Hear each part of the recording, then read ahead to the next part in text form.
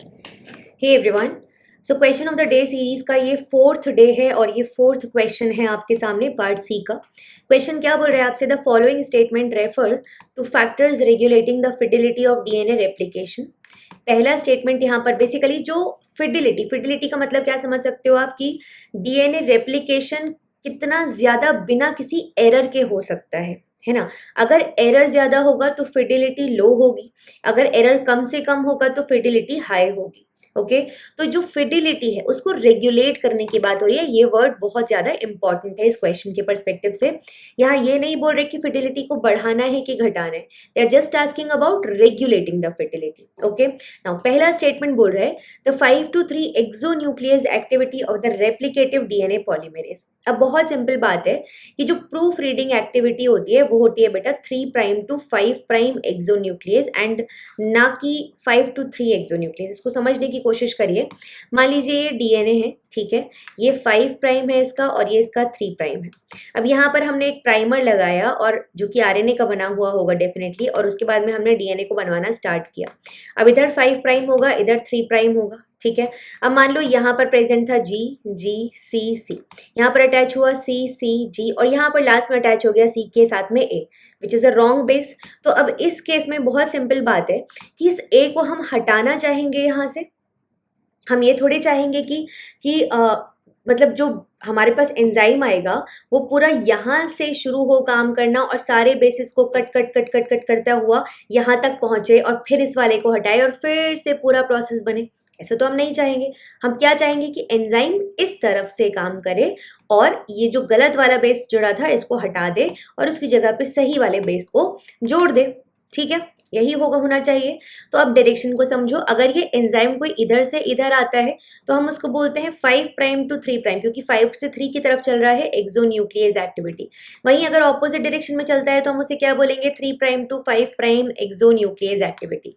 तो दोनों ही activities DNA polymerase enzymes में प्रेजेंट होती हैं। जो 5 to 3 एक्सोन्यूक्लियस एक्टिविटी होती है ये रिस्पॉन्सिबल होती है प्राइमर रिमूवल के लिए, बिकॉज आप देख सकते हैं लास्ट में प्राइमर प्रेजेंट था, उसको जब हमें रिमूव करना होता है तो हम इस वाली एक्टिविटी को यूज करते हैं। वहीं पे जो दूसरी एक्टिविटी है 3' to 5' एक्सोन्यूक्लियस एक्टिविटी, इसको यूज करके हम क्या करते हैं? प्रूफ रीडिंग करते हैं। प्रूफ रीडिंग मतलब अगर कोई गलती हो गई है उसको ठीक करना, ठीक है। तो यहाँ पर पहला स्टेटमेंट हो जाएगा रॉन्ग। पहला रॉन्ग हुआ तो ए ऑप्शन वाले स्टेटमेंट्स को हटा दीजिए। अब बचा बी सी या बी सी डी। मतलब बी और सी तो पक्का पक्का ठीक है ही, उसको नहीं भी पढ़ोगे तो चलेगा। डी को पढ़ लेते हैं। Removal of incorrectly incorporated nucleotides by the mismatch repair system. अब आपको पता है कि MMR जो है मिसमैच रिपेयर सिस्टम जो है वो अल्टीमेटली क्या करने के लिए रिस्पॉन्सिबल है? रिपेयर के लिए रिस्पॉन्सिबल है। रिपेयर किस चीज का? जो कोई गलती हो गई, कहीं कुछ एरर था, उसी को तो ठीक करेगा। दैट मीन्स कहीं ना कहीं वो भी फिडिलिटी में कंट्रीब्यूट करेगा, उसको बढ़ाएगा, ठीक है। और हमें बढ़ाए घटाए दोनों ही चीजों वाले कंट्रीब्यूट करने वाली चीजों को लिखना है। यहाँ तो इसका तो कोई कंट्रीब्यूशन ही नहीं था, इसका तो कोई लेना देना ही नहीं था फिडिलिटी के साथ में।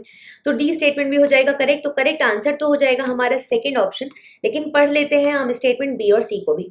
बी क्या बोल रहा है? Imbalanced intracellular concentration of the 4 DNTPs। देखिए इसका जो बैलेंस्ड कॉन्सेंट्रेशन होता है कहीं ना कहीं that is responsible for fidelity.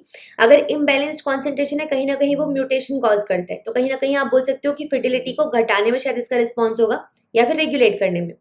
Next है increased intracellular concentration of RNTPs। इसका भी अगेन आप पढ़ोगे इस स्टेटमेंट को तो ये भी बोल सकते हो आप, जब आप खुद देखोगे कि which are not easily removed by the polymerases proof reading activity. मतलब प्रूफ रीडिंग से वो गलती जो है वो ठीक नहीं हो पा रही, मतलब फिडिलिटी बढ़ेगी नहीं, मतलब ठीक चीज नहीं हो पा रही, एरर ज्यादा बढ़ेगा तो फिडिलिटी कहीं ना कहीं रेगुलेट हो रही है। चाहे घटे या बढ़े, रेगुलेट तो हो रही है। हमें रेगुलेट होने वाली बातें बतानी थी यहाँ पर, घटने या बढ़ने अकेले का हमसे नहीं पूछा था, ठीक है। तो ऑप्शन 2 हो जाएगा यहाँ पर करेक्ट आंसर। तो इस तरीके से आपको यहाँ पर चीजों को लेके चलना है। इनके जो फंक्शंस है वो आपको एग्जैक्ट अच्छे तरीके से पता होने चाहिए, उनका क्या काम है, डिटेल्स में चीजें पता होंगी तो बहुत अच्छे से आप चीजों को समझ पाएंगे एंड आगे बढ़ पाएंगे। Take care everyone, bye bye.